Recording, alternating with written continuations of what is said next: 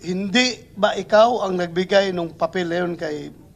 No, Your Honor, Maharlika? hindi No. po. Kaya nga po sabi ko, dapat managot. Ultimo yung Maharlika, gusto ko siyang idemanda. Kasi nga, ngayon, pati ako nadadamay dito sa lintik na dokumento na yan. Nandyan sa opisina, nananahimik ko ako sa mahigit 10 taon. Yung lahat ng sinabi kayo na ni General Moro Lasso na mga records mo, totoo yun? Your Honor, yung sinasabi niya na nag-apply ako sa PIDEA na drop ako, I complied dun sa recruitment committee during no interview sa PIDEA and i-present ko naman po. Siguro yung pinakikita niya, ito po yung mga naunang documents na hiningi sa akin na itong anong masasabi mo rito. Nag-comply naman po ako doon sa recruitment committee noon bago ako na-appoint sa PIDEA. And doon po sa sinasabi niya mga cases. Anong compliance mo doon? Bali, Nag-submit po ako doon sa doon ng PDS at naka-state po ron na ako po ay na-drop sa PNP during nung aking recruitment. during your recruitment? Opo. Kaya nga po ako binigyan ng appointment kasi hindi naman po pwede na ako kasi ang appointment ko sa PIDEA is re-entry. Re-entry doon sa government. Kasi hindi naman po ko mo na drop from roles ka, wala ka ng bar ka na doon sa pagpasok sa any government agency. Drop pa lang po yun, hindi po yung Kaya nung time na yon, nung tinanggap po ako sa PIDEA at binerify naman po ito ng PIDEA, yun po yun. Kasi nag-comply po ako doon sa recruitment process Ngayon po, yung sinasabi ni ni Director General Lasso na yung mga cases filed against us hindi lang po ako kasi yung extortion doon sa kaso ni Mark Tan yung pinail sa ombudsman ng NBI at nagkaroon kami ng criminal case sa Quezon City, ito po na-exonerate kami doon sa for the record, Your Honor, exonerated po kami doon sa ombudsman at doon sa Quezon City RTC, panalo po kami. And yung pinail na naman ng PIDEA na sinasabing violation ng Section 91 and 92, ito po ay acquitted po ako nitong November 30. Kaya nandito po, kasama natin dito sa sa bulwagang ito, yung complainant, si Attorney Del Valle. At siya yung nag-present doon sa ni-represent po niya yung PIDEA. At hindi po nila napatunayan na ako ay nagbangling at nagpabaya sa kaso. Dahil nung madismiss ako, nung matanggal ako sa IIS, na nilipat kami sa PIDEA NCR, inalisan po kami ng karapatan na makabalik doon sa sa IIS. Yung mga dokumento hindi na nga po ako nagkaroon ng access. Hanggang sa madismiss po ako, nawalan po ako ng access doon sa mga dokumento, lalo na doon sa mga cases na inaatinan ko. Kaya ang ginawa ng PIDEA bilang panghaharas sa akin, kinasuhan nila ako ng mga gawa-gawang kaso para masira po yung aking credibility. Yan po ang sa akin for the record, Your Honor, yung mga mga ibinato nilang kaso sa akin, talagang inaatinan ko po. Talagang sinisikap ko po talaga na patunayan na ako ay inosente. Ito po, nagtataka lang po ako, sa halip na bigyang pansin yung mga records o yung mga classified documents na naandun po sa tanggapan ng IIS, kung meron tayong mga suspected na drug offenders, hindi ba nagkakandak tayo na confidential investigation o investigation? Hindi po ba? Bakit hindi natin ipatupad ng tama, ng equal itong batas? Kaya nga kaya po ako talaga nagsikap ako na makarating dito at sumulat sa inyo upang magkaroon tayo ng sapat na batas.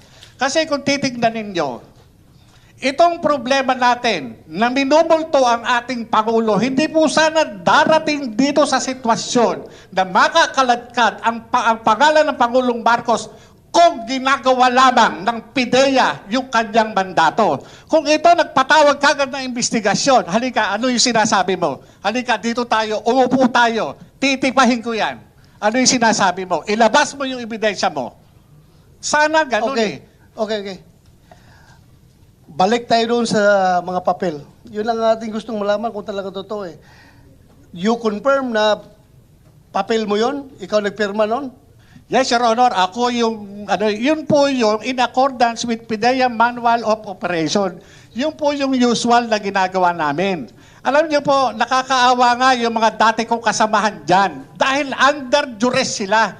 Kinuha sila, pinapunta ng opisina at pinag-execute ng affidavit. Bakit? Para lang i-refute, para i-deny yung mga nangyari noong 2012. Ano yun?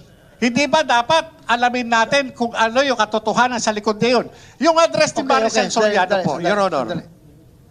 So, totoo yun, sir, na pinapag-execute yun ng affidavit yung mga tao na yun? Hindi po, To deny? hindi po totoo, Your Honor. Ang nangyari po, nung sumulat po siya sa akin, ay siyempre, bago namin umpisan yung investigasyon, mag-uumpisa kami dun sa sulat niya.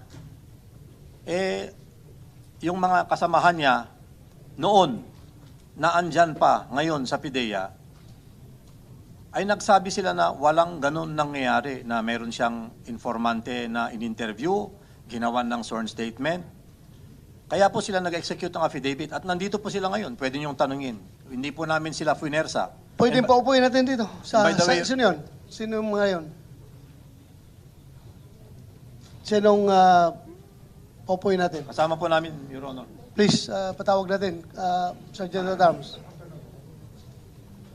And by the way, Your Honor, if I may add, yung sinasabi po niya na hindi siya dismissed from the PNP, meron kaming copy of the orders coming from the Philippine National Police kasi nag-conduct kami ng background check sa kanya and he was really dismissed.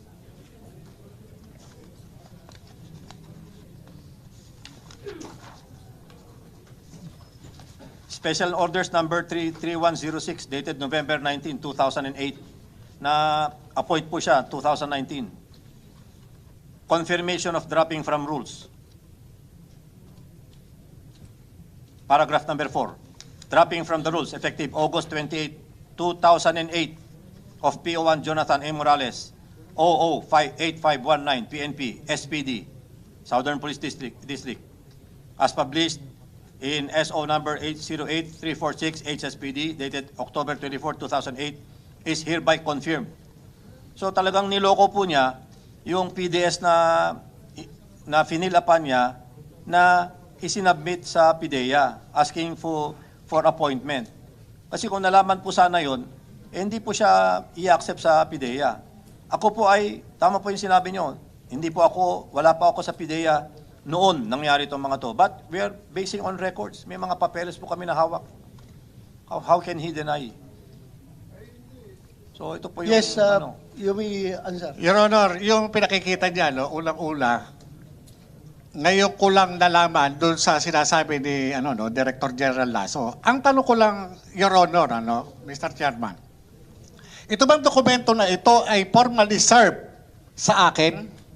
Meron ho ba siyang ebidensya na magpapatunay na yung sinasabi niyang dismissal order ay pinareceive sa akin? Notified ho ba ako para sabihin na ito ay pinasisinungalingan ko o nagsinungaling ako? Dapat yan, natanggap ko yan para alam ko. Sandali. Hindi mo natanggap yung dismissal order mo? Wala po ako natatanggap. Kaya nga po... So, hindi mo alam na na-dismiss ka? Hindi ko po alam. Kasi nga, ang may problema po dyan is dun sa recruitment ng PIDEA. Dahil nga, ako po, nag-comply ako dun sa hinihingi ng PIDEA eh. Naghingi po ako eh. Hindi ko, yung ko nga lang po nalalaman yan eh. Hindi kaya... I'm trying to be objective here. Kung ikaw PO1, nalalabasan ka ng order na dismiss, hindi mo alam yun? No, Your Honor, hindi ko po alam. Kasi kung alam ko man yan, na-receive ko po yan. Sorry. As I've said, I'm trying to be objective here, pero parang very irregular na hindi mo alam na dismiss ka na pala serbisyo. Ako forgive me if this comes offensive to you. But para sa akin, PO1 ka, may lumabas na order na dismiss ka, hindi mo alam, tumatanggap ka pa ng sweldo noon after nung lumabas yung order. Kung hindi mo alam ang order, nalaman mo ba na may sweldo ka pa na dumarating? Yes sir, wala akong Your Honor, nung nag-apply ako sa PIDEA at pinag-comply naman nila ako dun sa mga requirements, nakapaghingi pa ako ng mga clearance Nakapag-clearance pa po ako. Hindi ako makaka-transfer kung walang clearance na binibigay sa akin ang PNP. Okay. Nag-clearance po ako. Kaya nagtataka ako dun sa ipinakikita ni Alam mo, ni Director General Lasso. itong hearing natin na ito is very important. Very important ito. Kaya nag-present din sila ng kanilang facts about you or maybe against you dahil nga gusto lang nila to set the record straight. No problem with that. Pinapakinggan ng committee na ito. Pero ang atin talagang pinaka-main objective dito is malaman kung totoo yung dalawang papel na nag-circulate. So sabi nila hindi totoo, sabi mo totoo. Kino-confirm mo na totoo yung papel na yon. Totoo po. At kung ito ay totoo, may sinabi ang PIDEA, sir, this is not in your formis. Sabi mo, sa Yes, Your Honor.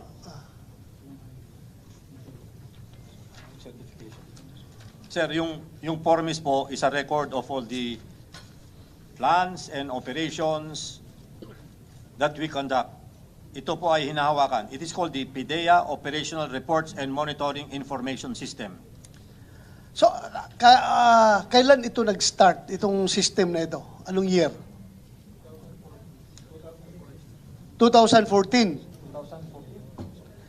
So, yung kaso mo, yung... Yes, Your Honor, 2012, wala pa pong ganyan noon. Formis, wala pa yan noon. Opo, hindi yan yung sinasabi lang formis, yung wala na ho ako dun Yung Okay. kung na yan, kagaya Sir, niyan. Your Honor, Yes, sir. Wait. totoo wala pong formis pa noong 2012. Kaya lang, meron po kaming data monitoring system of the National Operations Center.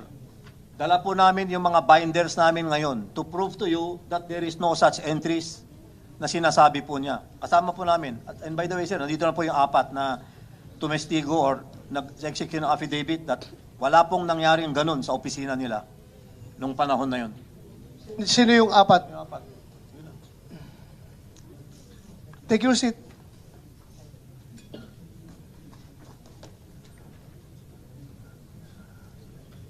Take your Sorry, seat. sir, correction. 8 po sila. 8.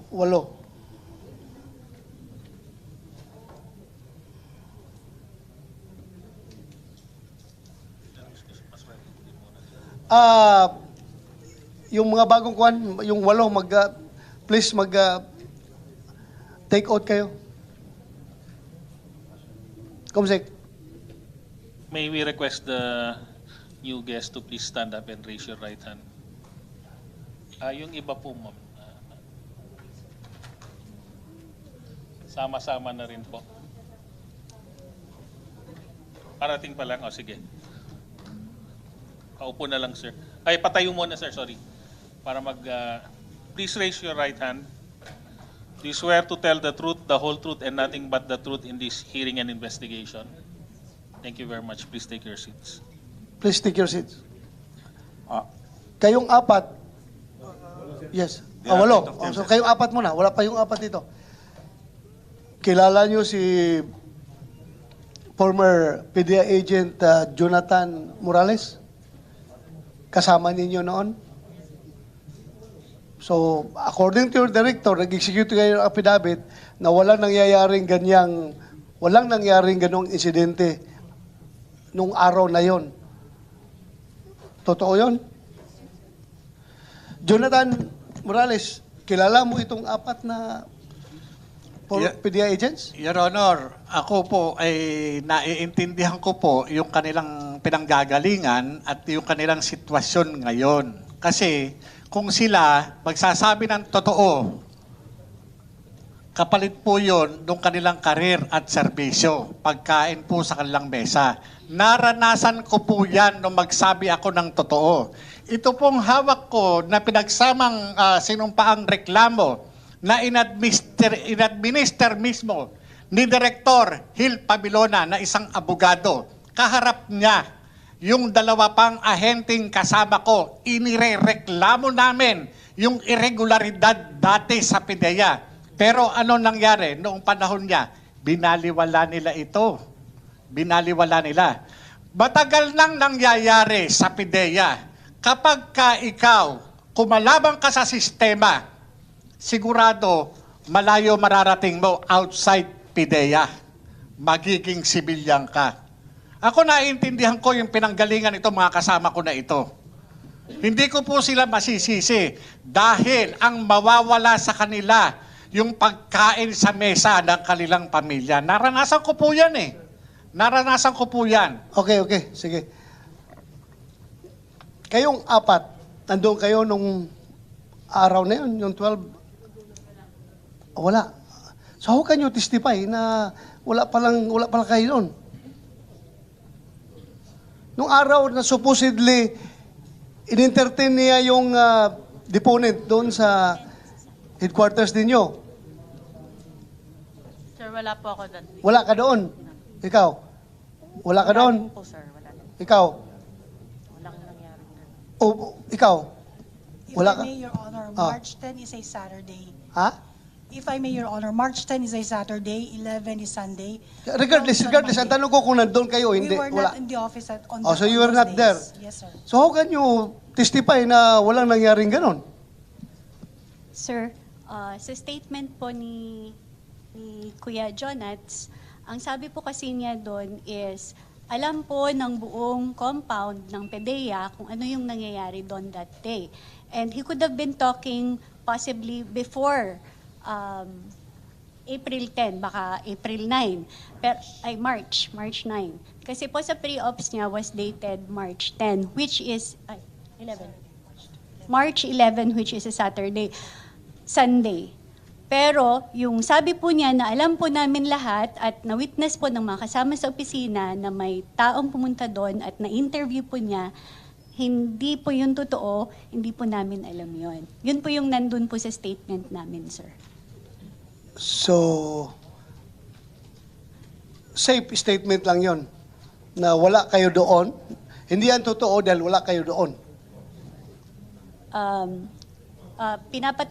Pinapasinungalingan po namin yung statement na alam po ng buong compound ng PDEA yung nangyayari doon.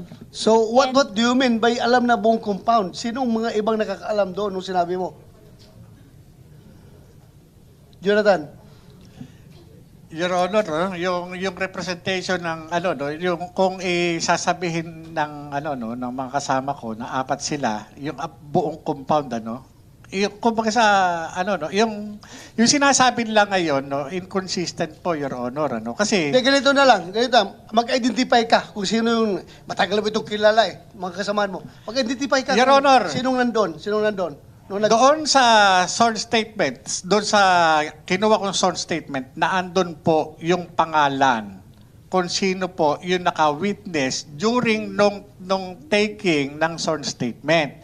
As far as Yung your, sinasabi ko po sa inyo, normal na course na ginagawa ko kapag tumitipa ako ng sinumpaang salaysay, kapag yung nakaharap na andon, nilalagay ko po yung pangalan. Kaya nga, Opo. in this particular instance, ma-remember mo kung sinong agent kaharap mo na Your sinabi mo Honor, doon?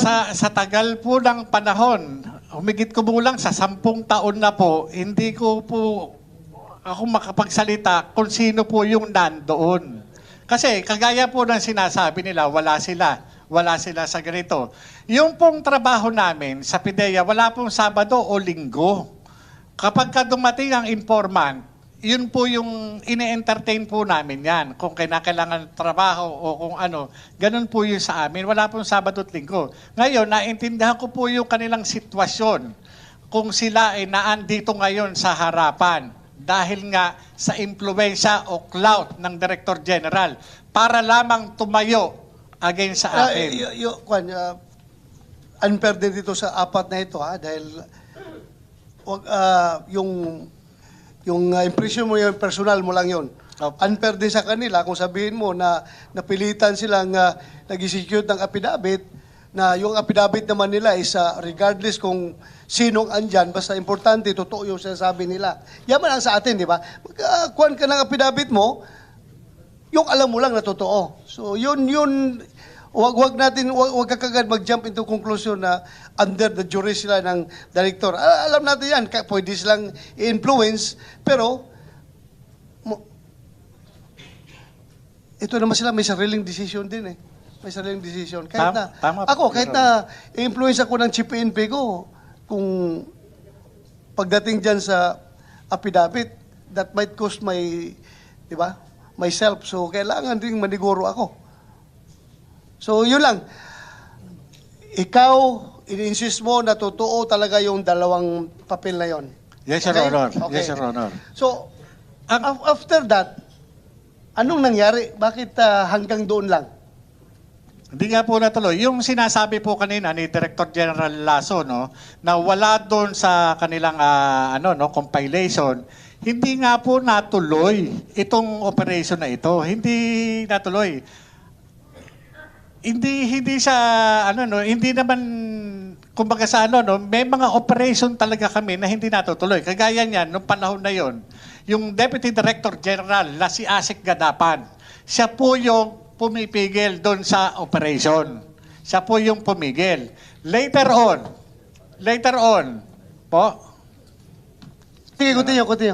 later on po, bago po ako pumunta ng ILEA nung 2012, nung nagkaroon ako ng pagkakataon na makapag-usap sa kanya, nung binanggit ko uli sa kanya, yung trabaho na yon, sinabi po niya na wag nyo nang tuloy kasi merong utos sa taas, sa Malacanang. Sinong nakutos? May binanggit siya? Allegedly po, si Executive Secretary Paquito Ochoa, yun po yung sinabi niya sa akin na yun yung nagpa-ano sa kanya. Kumsek, take note. You invite the next in the next hearing, former Executive Secretary Ochoa. Paquito Ochoa.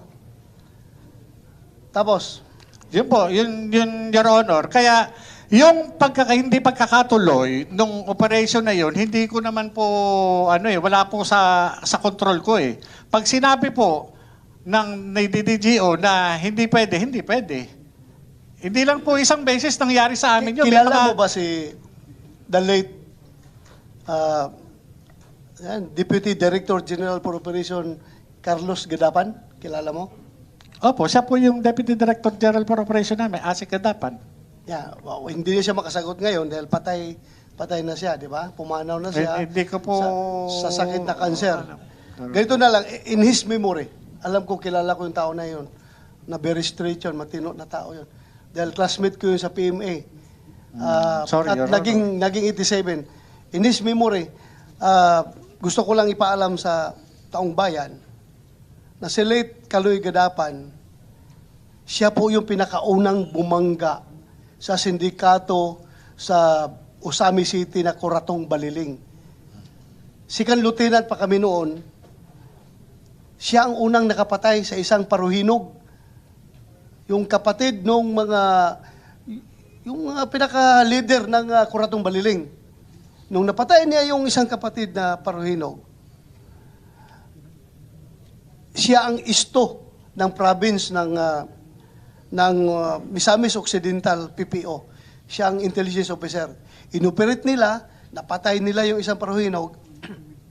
And after that, yung buong team niya sa intelligence section ng Misamis Occidental, PPO, isa-isang pinatay ng Kuratong Baliling. 8 sila na nag-operate noon, pagpatay doon sa kapatid ni Paruhinog.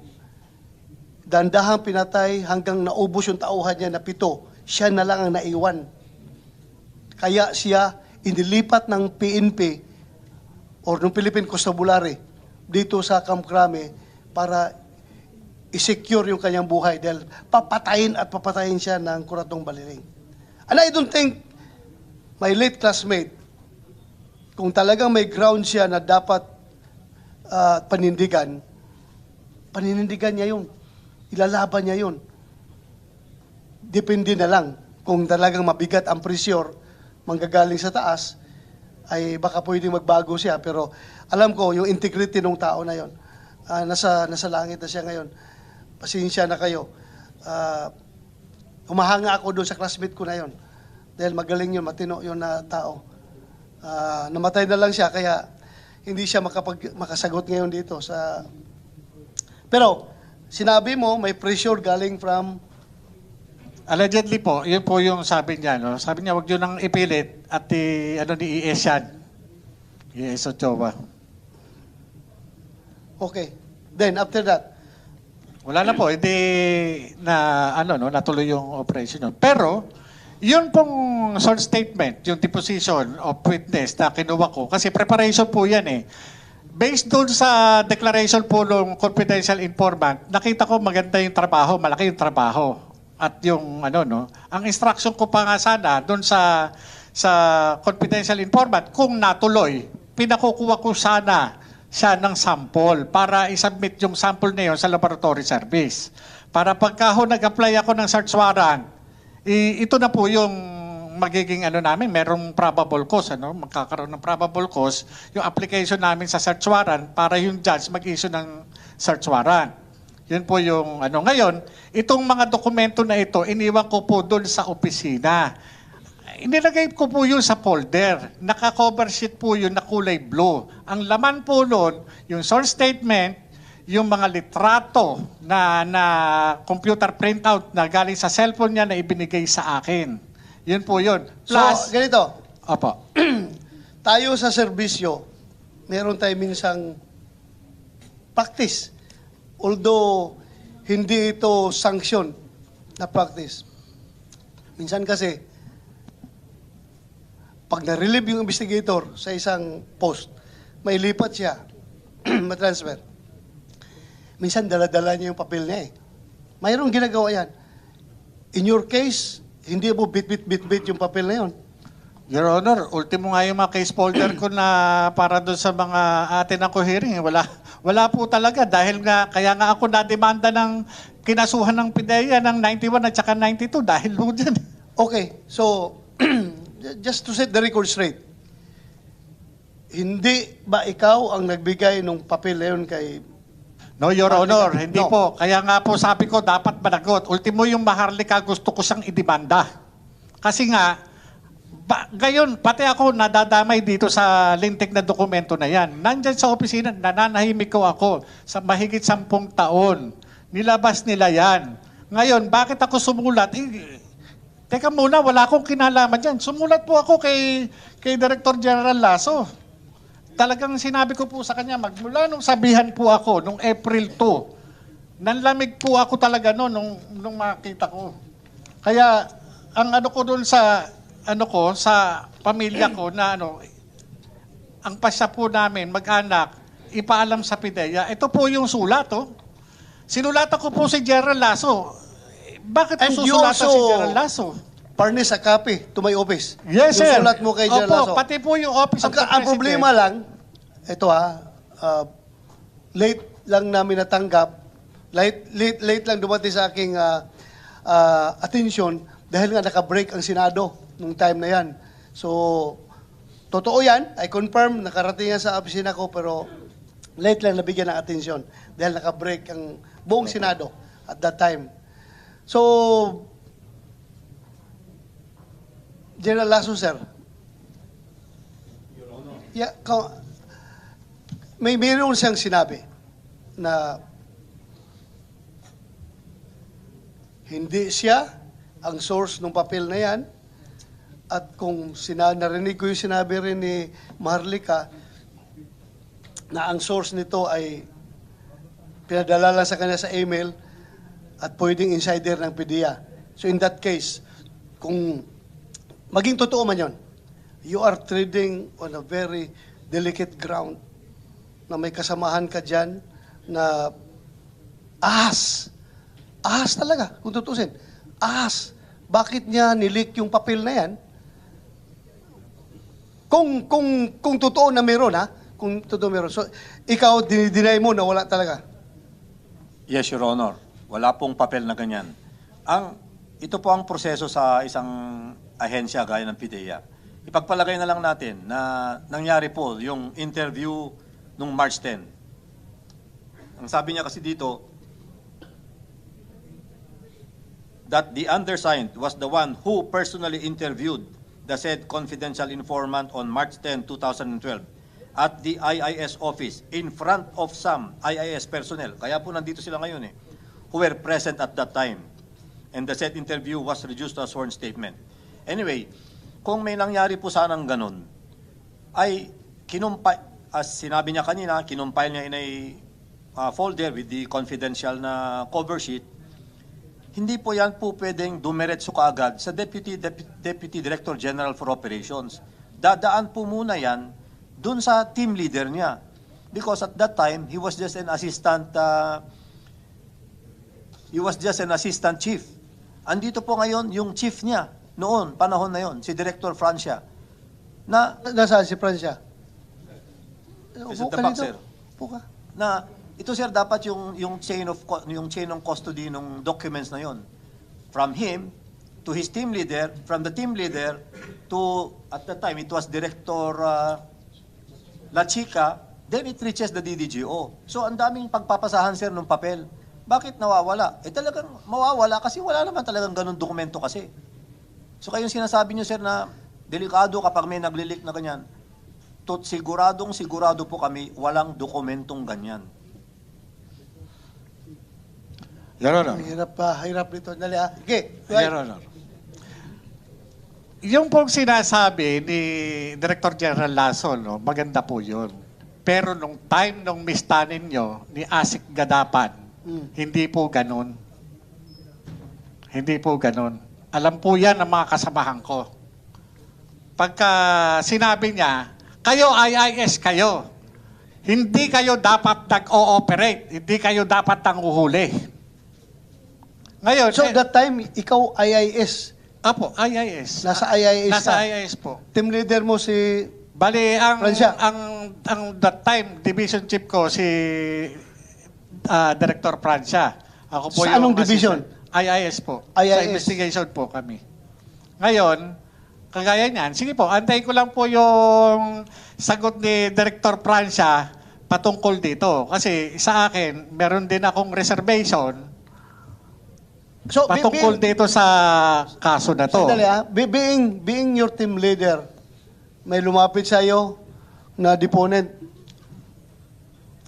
confidential informant, kinunan mo ng sworn statement. Kinunan mo, di ba? Yes, Your Honor. Kinunan mo. Pinasubscribe mo sa fiscal? Doon po ang ginagawa po namin sa Legal Prosecution Service. Legal- Doon po, yun po yung nag-administer ng oath, doon po yung mga abogado po doon kung So, merong available. malala mo yung abogado na yun? Your Honor, ano po yun nandun po sa dokumento. Mahirap po magsalita ng eksakto pag particular doon sa dokumento. As far as your memory serves you right, yun lang tinatanong ko. Yes, Your Honor. I'm not I'm sorry, compelling Your you to make false statements, ha? Your Honor, thank you. Francia,